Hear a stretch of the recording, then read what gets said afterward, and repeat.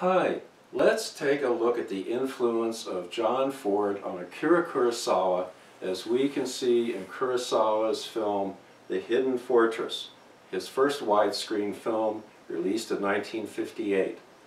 Now throughout the English-speaking world, the film is indeed known as The Hidden Fortress. But that's not the whole story. That's a truncated translation. The full title is something different. As you can see, in Japanese, it says Kakushi Toride no Sanaku ni, which means Kakushi is secret or hidden, Toride is a fort or fortress, here's our title, Hidden Fortress, No is possessive, San means three, 1, 2, 3, you can count that, Aku, which means bad or evil, and the final kanji looks like a person walking. That's nin, and that stands for people or persons, women or men, in this case men. So if we literally translate the Japanese title, it says, Hidden Fortress of Three Bad Men. Well, three bad men.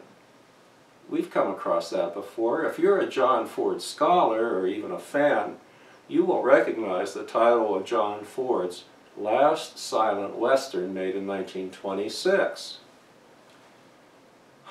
There must be some relationship there, I would think. Let's take a quick look at the plot summaries. In Hidden Fortress, a story of a young princess, her treasure, in an era of wartime, seeking to escape to safe territory. She has a samurai general and two bumbling peasant fools to help her carry the treasure through enemy territory. In John Ford's version, it's a story of Lee Carlton and her father who are traveling to the Dakotas for the gold rush to seek their fortune.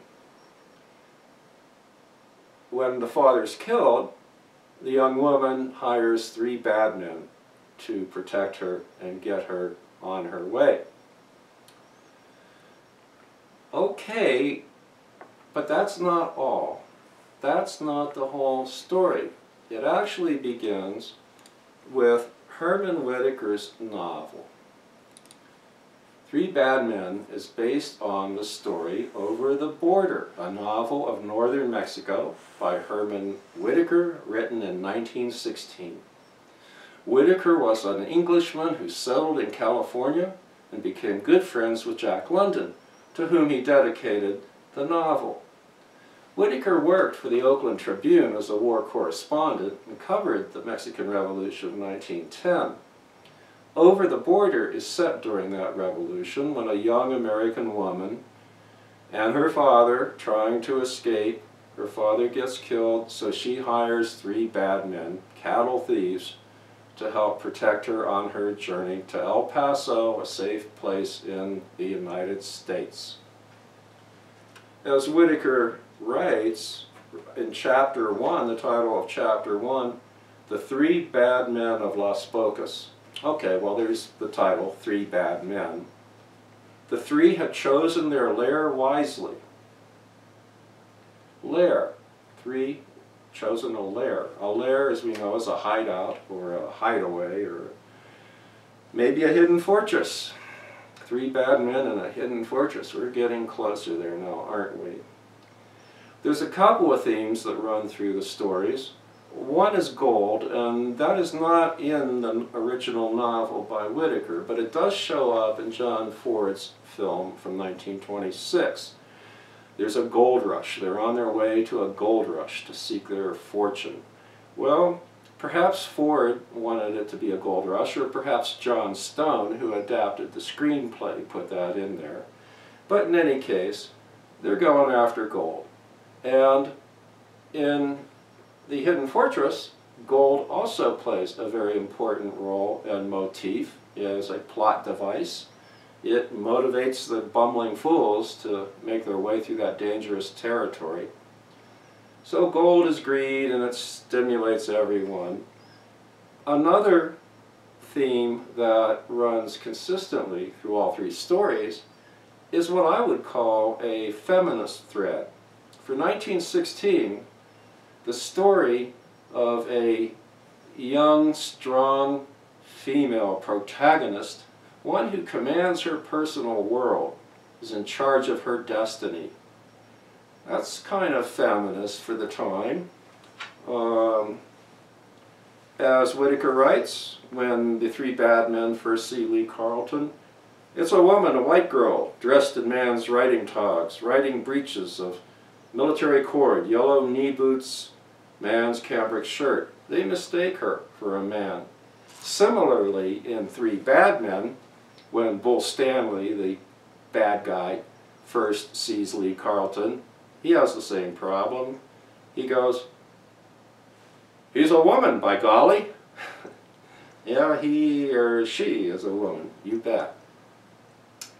So the story of a strong female protagonist who commands her personal world is essential to all three of these stories. So a quick recap then would be that 1910, Mexican Revolution, wartime, Lee Carlton, white American woman, and her father trying to escape. Father gets killed. Lee has to continue on, so she hires three bad men for protection. They do protect her and get her there, but along the way they sacrifice their own lives for her safety. Similarly, in Three Bad Men, 1877, Dakota's gold rush, Wild West, real bad guys all around. Lee Carlton and her father are traveling to seek their fortune, and the father gets killed. Lee has to go on, so she hires three bad men for protection, who do protect her and get her on her way, but they also lay down their lives and sacrifice for her. Eventually, she makes it to her destiny, which is a bountiful land and a husband.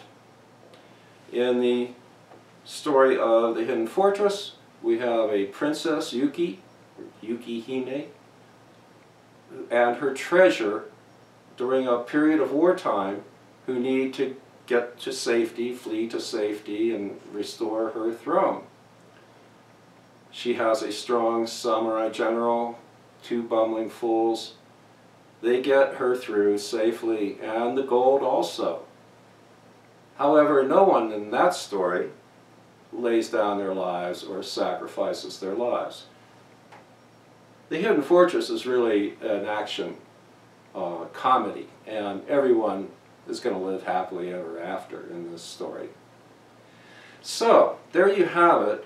From the Mexican Revolution of 1910 to the gold rush of the Dakotas in 1877 to 16th century Japan and a princess. And that all leads to what?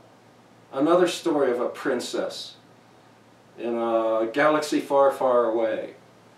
And Han Solo, a strong samurai general. Two bumbling idiot robot fools. And Luke Skywalker. They're all there. They're all here. So on that note, I'd like to thank you for joining me. Say domo arigato gozaimashita. And que la fuerza esté con usted.